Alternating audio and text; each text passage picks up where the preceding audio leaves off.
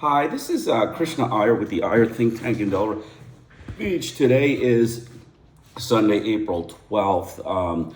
We're going to do a couple things today. The focus of this presentation is the U.S. government and academia nexus of white quacks, the genocide in Paraguay and Indonesia, and Donald Trump's dangerous psychopathic illness. So we're going to just start with a little review of what we spoke about. Mental sickness is the key concept that describes the U.S. government's quacks. All the signs of decompensating mental health illness are there. We gave a paper reference in our last presentation in the description section that goes through all the presidential, psychiatric symptoms and what they, manifested. The American government are mentally ill, deranged white supremacists. They have hate and anti-ethnic fascism in their heart, and they are anti-democratic and exhibit the following psychiatric characteristics. They are sadistic, they are cruel, they are detached from any ethnic cruelty, they have genocidal and homicidal ideations, they are into torture, they are into kidnapping and murder in their immigration prisons, their immigration ICE facilities. They are mentally ill psychopaths. We talked about all of the presidents, including Donald Trump, who exhibit signs and symptoms of schizophrenia. There are many books out there that describe Donald Trump's dangerous psychopathic illness, and he has scored over 30 on the psychopathic index. That, probably Richard Nixon, Lyndon Johnson, Eisenhower, Lincoln, Pierce, Roosevelt, Jefferson, as well as Truman and Rutherford Hayes, all probably scored very high on the psychopathic test. So we are going to basically go over genocide in Paraguay, chapter 4. We're going to, discuss chapter 4. This is the book. It's a book that's out of print. Like we said, John Winthrop Sr. history is the way the U.S. government believes history should be done, and we just basically hide the stuff. We bury the books in print, and then, when people aren't looking, we slowly remove them. But then when people are looking, we, get angry and obsessed and want to either shoot them or remove them behind the scholar's back. That's the sadistic part that the U.S. government doesn't show, but I can see it because they removed this book after I started reading it and buying it. So it, went up, the price went up. They were all bought off. What happens is the U.S. government buys the books off, and then, there are none left to, buy. They buy them at eBay secretly, and then they put them out of print, and you'll see many textbooks. There's a book on East Timor nationalism and colonialism that describes the Indonesian and the American government's mass murder campaign and genocide in East Timor. It suddenly, got out of print, and they, kind of just laugh about it. They say, oh, we don't have to really talk about this stuff. But their academia are involved in a nexus of quacks again, and in genocide. Their academia are part of the genocidal campaign by the U.S. white supremacists. They're racist, angry, sadistic, cruel, anti-ethnic, hateful butchers. So chapter 4 of this book, Genocide in Paraguay, is the Camp ex Cecilio Baez. In 1962, a Danish organization concerned with the oppression of ethnic groups in various countries published a report by Mark Munzel of the Department of Anthropology of the University of Gießen, alleging genocide practiced against the Guayaki Achi Indians inhabiting the forests of eastern Paraguay, among whom he had been conducting his studies. There was little that was new in much of the situation he described. The Guayaki nomadic hunters and gatherers, thought to have numbered as many as 10,000 at the beginning of this century, have always been the prey of local manhunters who customarily slaughtered the adults and sold the children into slavery. Numerous travelers in Paraguay have testified to the existence of this practice. Paraguayans have even attempted to justify to me in person the child slavery of Indians as a contribution to the economy of the country. In addition to traditional hunts carried out for the purpose of procuring children, full-scale massacres have often been organized by ranchers in reprisal, say, for the theft by a starving nomadic band of a farmer's cow. In one instance, in 1949, the survivors of such a massacre were taken naked and in the chains of the nearest town, San Juan Nepomuceno, and they're espoused for public sale. So you remember from past presentations, the U.S. government supported the military dictatorship of General Stroessner. It was a right-wing dictatorship put in there by the U.S. government. And, he mass murdered and committed a genocide. And American money, guns, and training were used for this, ruthless dictator to slaughter all of the Indians. So the American government is responsible for this genocide. And their media hid the whole thing from view, which we will get to. We've already gotten to, but we will get to more. Just before Dr. Munzel's arrival in Paraguay, there occurred a basic change in this almost traditional pattern of murder and enslavement. In 1968, the road from Coronel Oviedo to Guara Cataracts was completed. This opened up a hitherto inaccessible forest zone in the home of the last of the Guayaki and caused a steep rise to land values in the area. Large-scale timber extraction and ranching firms moved in the forest, began to disappear. And the Guayaki, deprived of their honey and their game, were reported to be stealing food from the invading whites. It now became a matter of government policy to remove the last of the Guayaki from their traditional land and sedentarize them on the small reservation. Here, where resources were insufficient for the Indians to support themselves, they would be made available as a labor force to local farmers. The operation was entrusted to a notorious ex-manhunter, now promoted to government official, Manuel de Jesus Pereira, described by Miguel as a gunman and a drunkard with a perverted taste for the very young girls who were made available to him whenever a band of Guayaki were captured. Manhunts were carried out with extreme savagery. The Guayakis raised their hands in sign of capitulation. The Guayakis nevertheless did not drop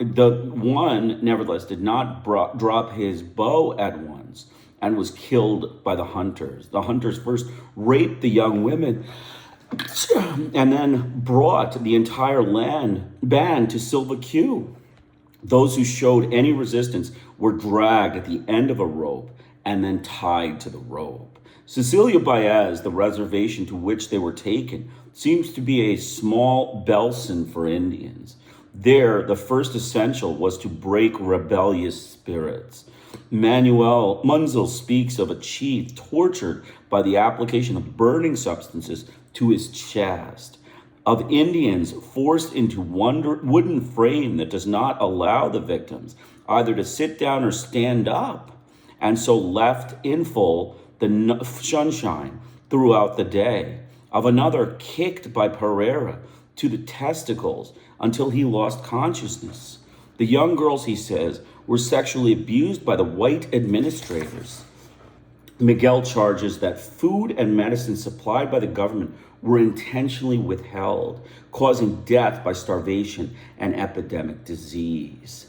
Every time Munzel visited the reservation, there were fresh graves. Once he counted 60. Pereira had organized tame Guayakis, senuelos, to go to the jungle in search of their free brothers. In recompense for their services, the senuelos were habitually given the wives of the captured men. A mysterious fluctuation in the camp's population, plus the extreme disparity in the sexes of its population. There were hardly any girls between the ages of 5 and puberty, when they are most valuable as slaves, led Munzel to suppose that a clandestine trade in slaves was going on.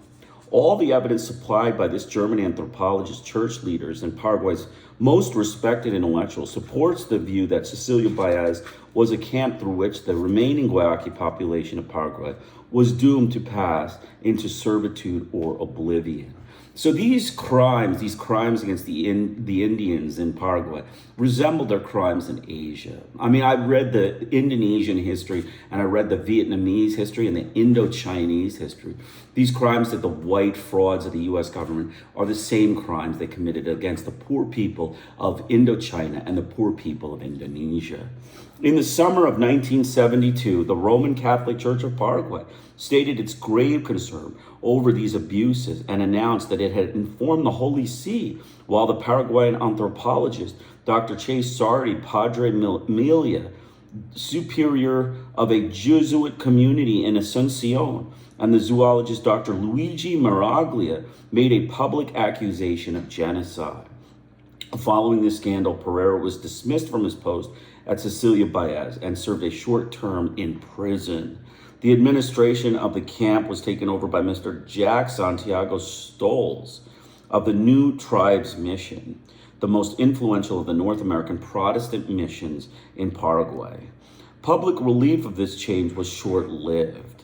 Few visitors were admitted to Cecilia Baez, but the occasional reports that filtered back gave rise to fears that the manhunts were still going on.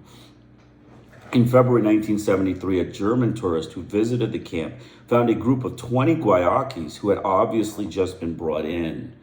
They were in a desperate state of mind and just sitting around passively and staring at the ground. A missionary told this man that the new arrivals had been brought by none other than Jesus Pereira, who at liberty again had caught a whole band and divided up the captives, some for sale, some for the Cecilia Baez reservation, and some for a farm he was running with slave labor. Extraordinary variations in the camp's population continued. In June 1973, the population reached 110 persons, but a visitor to Cecilia Baez on August 23, 1973, counted only 25 Indians. Father Melia, writing to German firm Farburg Host, one of the original sponsors of the reservation, said that in the first 9 months of the American missionary Stolz's administration, some 120 Guayakis had disappeared. Where had they gone? All the evidence made it hard to reject the possibility that they had fallen into the hands of local farmers who were using them as slaves. There were rumors, too, of extreme hunger on the reservation. A letter to Mark Munzel from a Paraguayan contact whose name would not be published, although Dr. Munzel was prepared to show the letter to any investigators, said, there was a Guayaki who, in order to be able to buy something to eat, sold his son to some settlers for 80 guaranis, 75 cents. The price of Guayaki children at the height of the manhunts in 1972 had been about $5. Desperate conditions of the camp are also suggested in a letter dating May 1st, 1973, written by Paraguayan rancher Mr. Arnaldo Cant to Mr. Nolito Rios, at the time assistant to the administrator of Cecilia Baez. Yesterday, Mr. Jack Santiago Stolz, administrator of the Colonia Guayaki, was here. He threatened to report me because I had that group of Guayakis you had gathered for me. I explained to him that I had them on your request, and only to prevent them from being used as slaves. I was struck by the fear that this man, Mr. Jack Stolz, inspires in these Indians. When they unnoticed he was there to return them to the reservation, they started to run away into the forest. The women wept, telling me they did not want to go to return to the camp because there they were given no food. The administrator claimed payment for the work of the Guayakis had done cleaning up around the houses, and I gave him the sum 2,500 guaranis as provided by the enclosed receipt. The receipt given at Cecilia Baez on April 30th, 1973, is for the labor performed by a group of Guayakis. According to Mr. Stolz, he wanted the money only in order to pay it to the Indians later on. Shortly after this, Miguel received a letter from Paraguay which said that the New Tribes missionaries are now hunting by motor vehicles for Guayaki in the region of the Egatini, 100 miles from Cecilia Baez, in order to reintegrate them into the reservations. In March 1974, the International League for the Rights of Man, joined by the Inter-American Association for Democracy and Freedom, charged the government of Paraguay with complicity in the enslavement and genocide of the Guayaki Indians in violation of the United Nations Charter, the Genocide Convention, and Universal Declaration of Human Rights, for which the United States was also implicated. In a protest to the United Nations Secretary General, documented by four annexes, eyewitness accounts, and photographs, the organization alleged the following violations leading to the wholesale disappearance of a group of human beings. The Guayaki-Achi ethnic group, enslavement, torture, and killing of Guayaki Indians in reservations in eastern Paraguay, withholding of food and medicine from them, resulting in their death by starvation and disease, massacre of their members outside the reservations by hunters and slave traders with the toleration and even encouragement of members of the government and with the aid of the armed forces, splitting up of families and selling into slavery of children, in particular girls for prostitution, and dental and destruction of Guayaki cultural traditions, including use of their language, traditional music, and religious practice. Genocidal practices in Paraguay were next attacked by Senator Abarek in the United States Senate, with which the support of 44 other senators, Abarek called for the cutting off of U.S. aid to Paraguay and other countries practicing comparable repression. He concluded his speech on Paraguay, a government which is bent on the mass extermination of part of its people does not deserve our aid any more than a convicted and professed killer deserves a welfare check.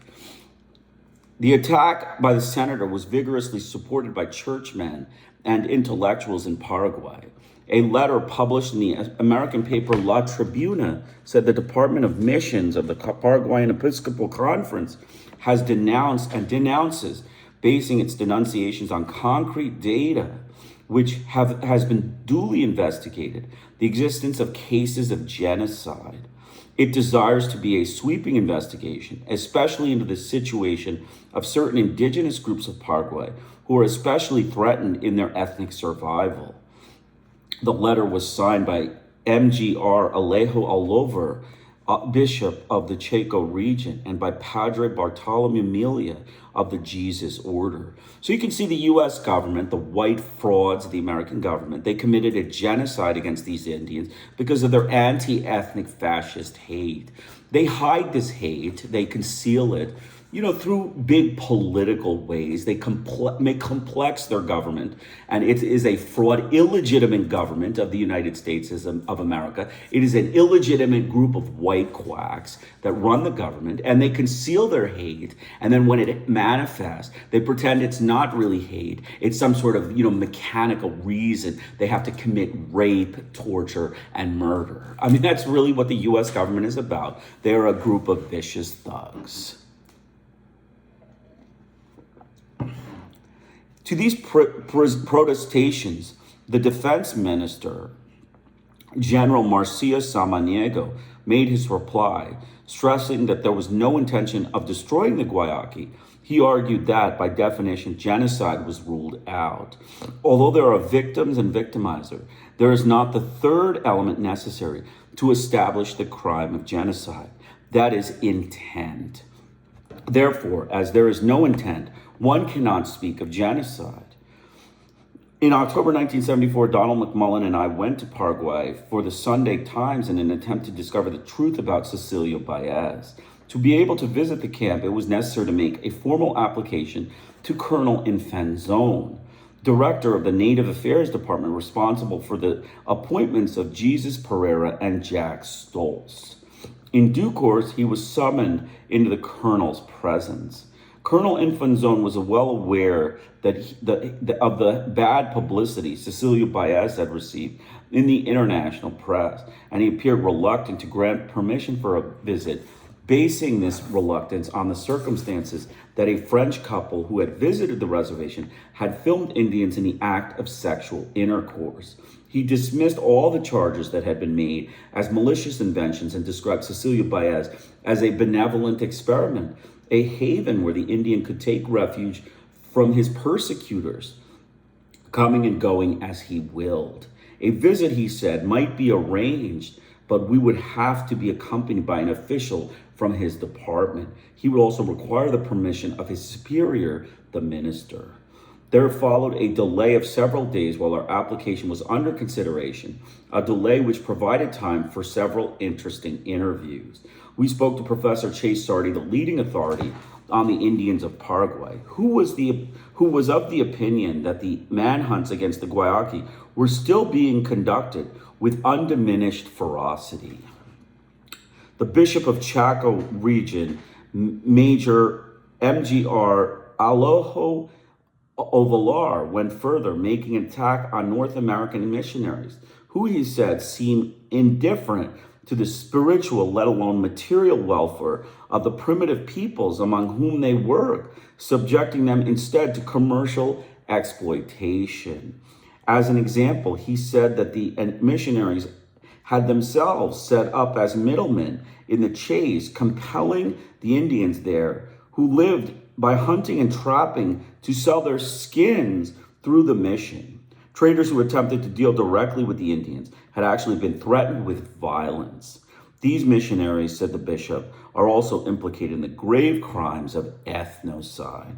A North American missionary confirmed that good profits were made through the purchase of Indian handicrafts from the wild tribes in the north and their resale through the tame Macas under missionary control to the tourists of Asuncion. This missionary mentioned that it cost an average of $50,000 a year to keep a missionary in the field in Latin America, although few conversions were made. Visiting Caguazu in the waiting period, we happened to eat a meal in the cantina where an Indian boy of about 8 in attendance was pointed out to us as a slave. As soon as our permit came through, we set off for Cecilia Baez. Strangely, the official we had told would accompany us did not appear. The main town in the road was Coronel Oviedo, where, according to our Paraguayan informants, a number of adopted Guayaki children worked on outlying farms. Some were captives, others had been abandoned by their parents at the door of the nearest farmhouse when they could no longer be defended from the manhunters.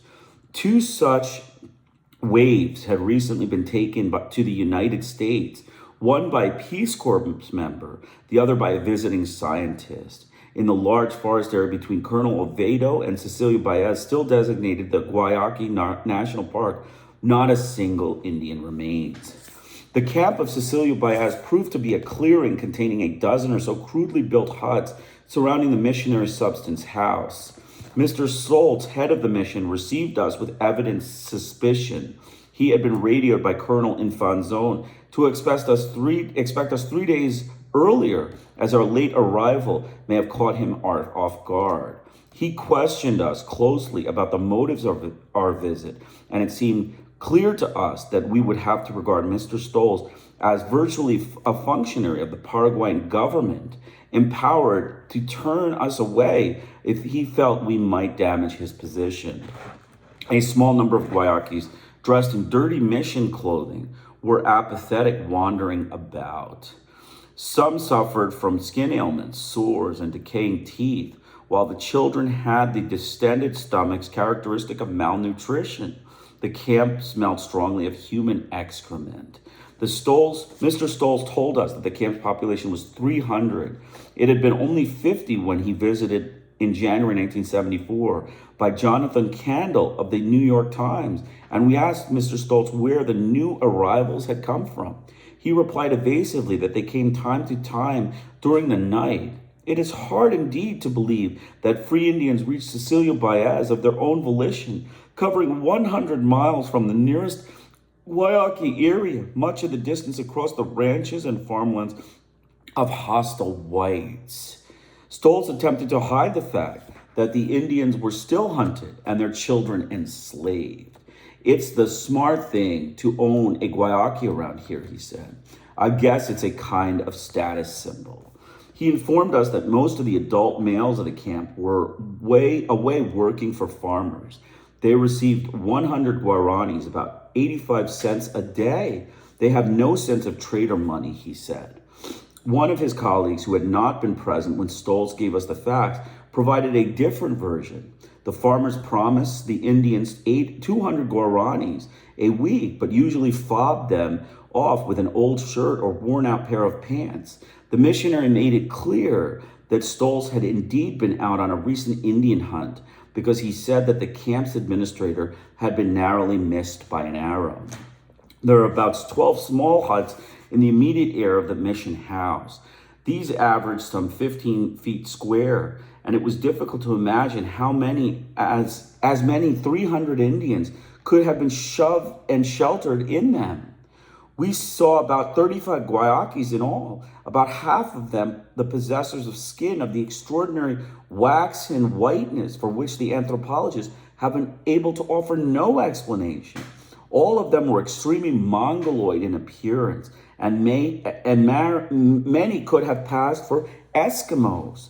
At a rough estimate, about 15 of these were mobile young women or mothers with babies. There were a half dozen boys between 8 and 12 years of age, and 2 young girls in this age bracket, all with distended stomachs and developed teeth suggestive of malnutrition. The rest of the visible population was made of adult males. About half the Indian adults were lying on the ground in their huts in what seemed a condition of total apathy, giving no evidence of the awareness of our presence as we came and went. We have no signs of food anywhere in the huts, no scraps or leftovers.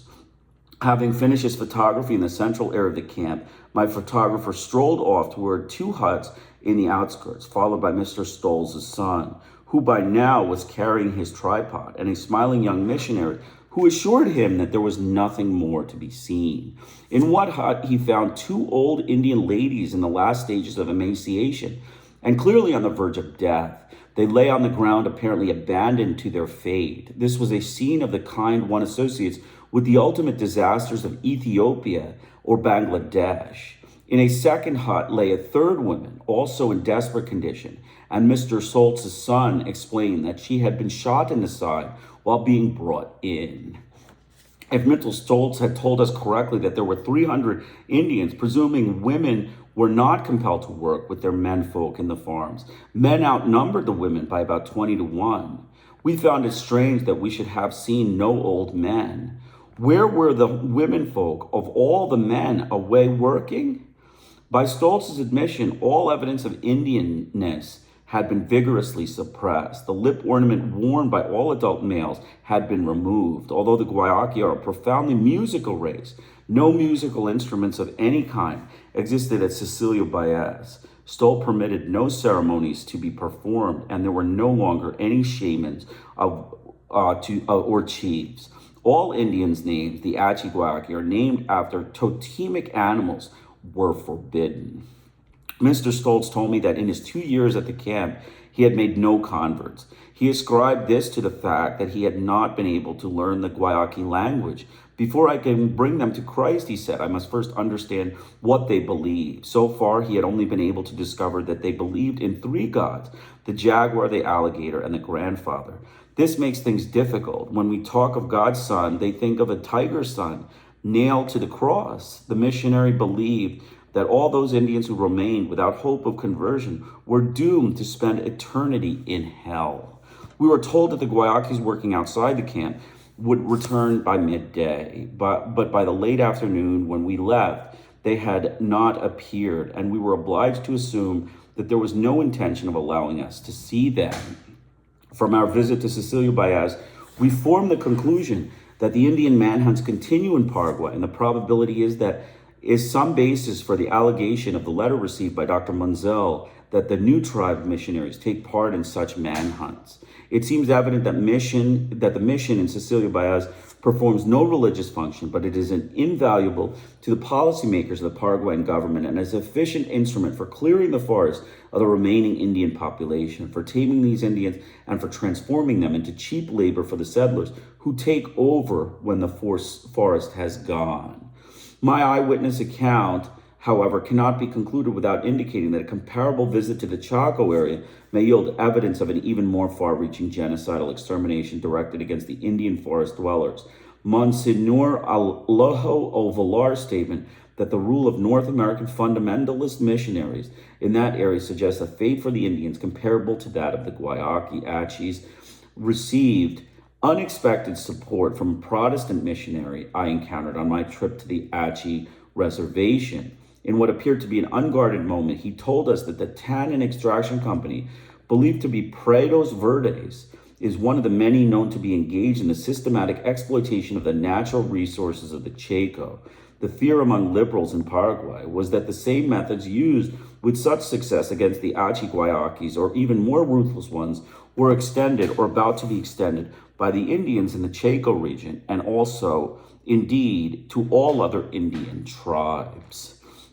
But even if their secondhand accounts, which I received, are to be discounted, I am constrained to conclude on the basis of what I personally witnessed that genocide, at least among the Achi Guayakis, is being conducted under government protection. So you can see the U.S. government set the Achi Indians up for a genocide. They are, racist frauds, American white racist frauds that, did, really conduct a genocide against the Achi Indians. So we're going to just talk about the Iran war. I'm just going to make a couple statements. Ceasefire. Trump says it doesn't apply to Israel. I mean, that's a fraud. I mean, it was the U.S.-Israel, racist coalition that caused the anti-ethnic, hate-filled, mass-murdering, sadistic, detached American and Israeli cruel butchers that don't seem to realize how fraudulent they have become in their, rhetoric. How can a ceasefire not apply to a nation that has waged war in the conflict? Remember, a fraudulent, illegitimate coalition attacked Iran, not the other way around. Topics, we're going to just talk for a few minutes about the U.S. government and its, program and genocide in Indonesia. It's another genocide. Just a few more people that were died. I'm going to read a letter by, a princess. Her name is Mrs. Suharto. And basically, we're here. So her name is Mrs. Dewi Sukarno. I'm going to read this letter, but I'm going to just tell you a few facts about the Indonesian genocide. It's some, basic background you need to know. The U.S. government, Harvard University, Yale professor, Mr. Kingsman, and University of Michigan professor Guy Pauker, University of California at Berkeley, Ford Foundation, Rand Corporation, man named Guy Pauker, University of Michigan professor was Mr. Fifield, Russell Fifield, from the University of Michigan, University of California, Berkeley, the foundation grant from the UC Berkeley, the Ford Foundation, Rand Corporation, and Gary Pauker of Rand conspired in an Indonesian genocide against the people of Indonesia. There were up to 750,000 dead during the military coup by General Suharto. The genocide is very clearly instigated by Gary Pauker, as well as the white supremacist architects at Harvard and Yale. It is an example of the white savages of the American academia participating in a government white supremacist lynching of the Indonesian people. He made reference to cleansing and spilling blood in his recorded speeches. That's, Mr. Fifield, Russell Fifield, as well as Gary Pauker. They made reference to spilling blood and cleansing, ethnic cleansing, in their recorded speeches to the people of the world, the American public, as well as the Indonesian military. This is an example of the racist frauds of the U.S. government and their detached and cruel yet charming, in a sadistic way, ethnic and anti-ethnic hate-filled, mass-murdering, genocidal butchers. The Kennedy assassination is associated with this action. I am going to read about the Kennedy assassination later. But basically, on November 19th, 1963, the Kennedy assassination is cloaked in secrecy. It is rather ironic that an aid package to Sukarno of Indonesia was due to be renewed on November 22nd, 1963, 3 days after his assassination. The resultant non-renewal, as orchestrated by a coalition of white supremacist government, oil companies, and Harvard and Yale academia frauds makes me think that his assassination was to allow for the ruthless military dictatorships and American genocides in both South America, including Chile, Brazil, Argentina, and Colombia, against the ethnic populations there, as well as the ethnic Indonesian people. But of course, we will never know because all of Kennedy's assassination planning documents has been destroyed as Winthrop's History of New England replaced the Indian treaties. The New York Times has taught us about Indonesia and the South American genocides. So you can see it's all fraud. I mean, you might as well just, give up on, getting information. But there's a great book. There's a great book about it, and I'll just go through it. The suspicion that, that Kennedy was assassinated by the U.S. government, secretly, is alluded to by Malcolm Caldwell in his book on 10 years military terror in Indonesia, as well as Peter Dale Scott's books on the JFK assassination. Mr. Malcolm Caldwell is a British scholar of the University of London who was murdered by unknown assailants. And this is the book, 10 Years Military Terror in Indonesia.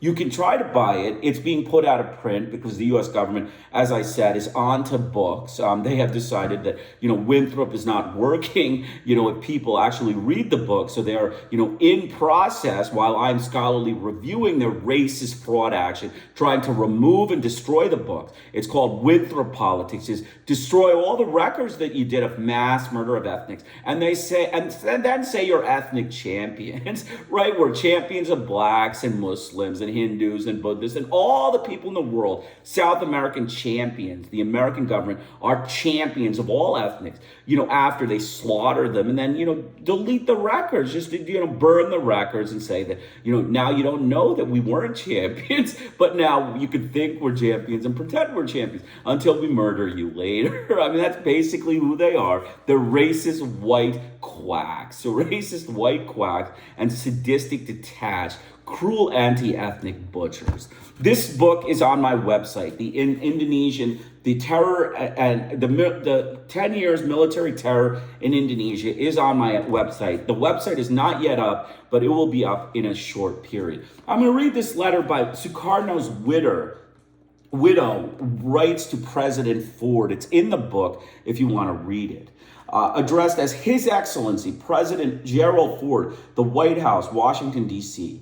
Dear Mr. President, as the widow of late President Sukarno and being the only member of the family living overseas, I address myself to you, feeling deeply alarmed and disturbed by numerous and persistent reports in the international press. For instance, the CIA is said to have spied on my husband, manufactured a fake film in order to slander the good name and honor of Sukarno, prepared an assassination attempt against him, and conspired to oust him from power and to estrange him from the Indonesian people by accusing him of collaborating with international communism in betrayal of Indonesian independence, which of course is totally absurd.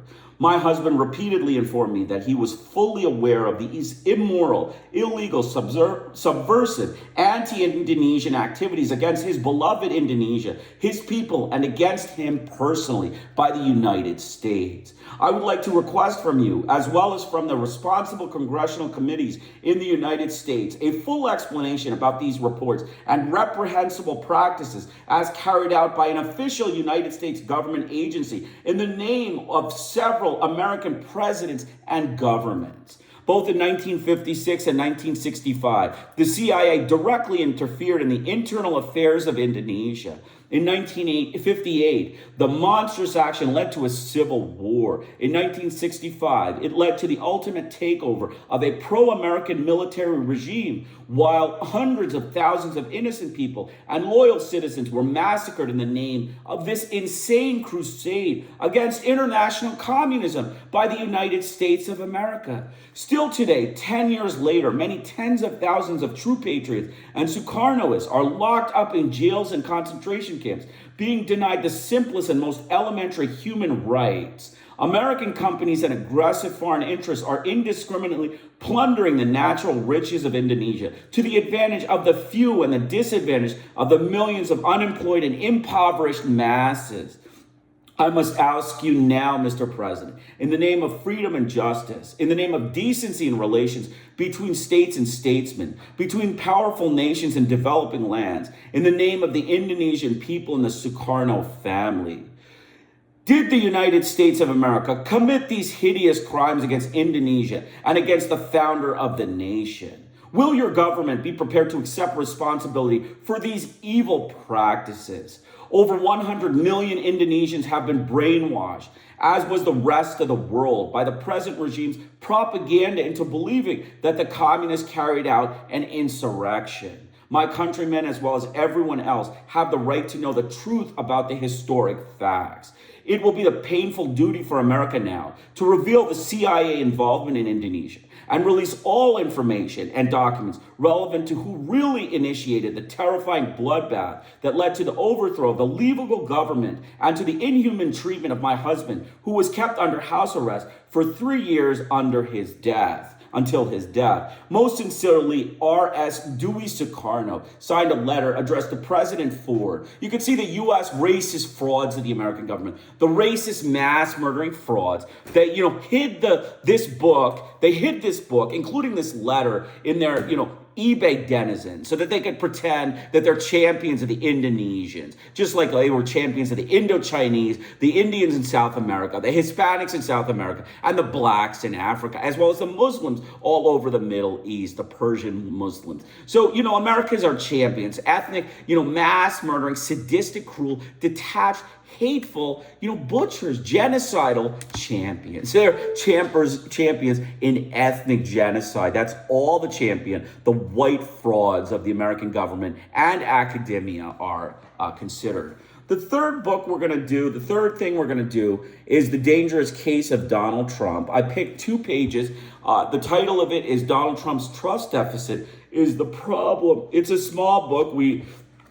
I showed you the book before, Dangerous Case of Donald Trump. I'm going to just read 2 pages.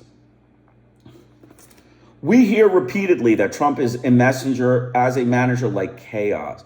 I asked a deputy White House counsel under Obama, a decorated former officer in Iraq and former White House counsel to President Obama, how such a management style impacts trust. Trump explicitly or implicitly manages the situation, so it's never possible for his advisors to know where they stand, he said. It's the opposite of what you want in a high-functioning organization. Trump's anxious sides must know just how easy it is to fail his loyalty test or to be the fall guy if a scapegoat is needed. When publicly they may defend him, it is clear to his reporters that White House staffers are leaking information constantly. The leaks only exacerbate Trump's mistrust, perpetuating a vicious cycle. His failure to trust or to inspire trust is even more dangerous on a global scale. He sees alliances such as NATO as suspect until he changes his mind. He sees trade agreements such as NAFTA as ripping off America until he changes his mind 3 or 4 times in the same week. This is because Trump's worldview is that we live in a snake pit where everybody is out for themselves, observes the former White House counsel. He and his co-conspiracy theorist advisor, Bannon, takes everything that the left behind white working class hates about globalization, and they turn it into personalized enemies, Muslims, Mexicans, and refugees, whom they believe are taking away their jobs. Those people aren't like us, is the alt-right message. They're polluting our culture. In the course of his first 100 days, Trump appeared to be increasingly out of touch with the reality in which the majority of us live. His pathological propensity to lie is not the worst of it. His monomaniacal attachment to his lies is, such as the transparent one in his March 4th Twitter storm, accusing President Obama of putting a tap on his phone. It raises the question, is this president floating his own absolute reality? When I attended Dr. Bandy Lee's Yale town hall meeting to write about it for the Daily Beast, I cited insights delivered there by 2 of the authors in this book, Dr. Robert J. Lifton, the eminent former professor of psychiatry at Yale University, and today at Columbia University, elaborated in a follow-up interview. Trump creates his own extreme manipulation of reality. He insists that his spokesman defends his false reality as normal. He then expects the rest of society to accept it, despite the lack of any evidence. This leads to what Littleton calls malignant normality. In other words, the gradual acceptance by a public inundated with toxic untruths of those untruths until they pass for normal. Dr. James Gilligan is a psychiatrist and author who has studied the motivations behind violent behavior over his 25 years of work in the American prison systems. If we psychiatrists who have experience in assessing dangerousness, if we give passive permission to our presidents to proceed in his delusions, we are shrinking our responsibilities, Gilligan said. Today, a senior clinical professor of psychiatry at NYU School of Medicine, Gilligan told Dr. Lee's town hall address, "I don't say Trump is Hitler or Mussolini, but he's no more normal than Hitler." We don't have to rely on psychiatrists to see that this president is not consistent in his thinking or reliably attached to reality.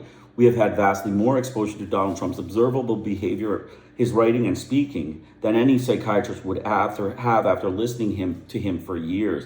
It is therefore up to us, the American public, to call him out on it. And some of the most experienced hands-on around the world, White House, are doing so. So you can see that's a short passage. But again, like I said, always, though Donald Trump is crazy like a crazy, the U.S. government has always been crazy like crazy. All their presidents have been crazies like a crazy because they are crazy like a crazy white supremacist. They are, crazy like crazy white supremacists. They enjoy watching ethnic cruelty and slaughter. They enjoy watching ethnic violation of human rights. That's their personality. They are steeped in the blood of the Roman Catholics, of, the yesteryear, like the James Winthrops, the William Hubbards, who believe that white Roman Catholicism is the only human being. Everybody else is less than human and is deserving of murder and, stripping of rights and slaughter. That is what the U.S. government does. They just, go places, they commit genocides and, do all that they do, through their, racist campaigns. And, this statement by Mrs. Suharto, brings a nice, statement to the U.S. government. They should analyze this letter by Ms. Suharto that is now going to be in print on my website. They should see what vicious things they did and why they didn't answer this letter. Gerald Ford never gave an answer to this letter written to Mr. Ford, back in 1975. I mean, this is a group of white, sadistic, cruel, detached, mentally deranged, and detached of anti-ethnic, cruel, mass murdering, genocidal butchers of the U.S. government. So, every other day I'll give this presentation. I'll put my notes in the description section. There are only 2 books that I recommend. I recommend those 3 books. The Donald Trump book, this book, the 10 Years of Military Terror in Indonesia, and this book, Ethnic Genocide in Paraguay. This one is not available, but it will be on my website. This is also coming down. The U.S. government has bought out all the copies and is burning them. So, you have to, just kind of wait for it. It'll be on my website in a couple days. But, they're very good books. They describe a nexus of, whites that, just break all the laws to support their government in a, genocidal quest against ethnic people. And they want to pretend to be champions of all ethnics. They're racist white frauds. That's all they are, racist white frauds. So I hope you enjoyed it. Krishna Iyer with the Iyer Think Tank in Delray Beach. Have a great day.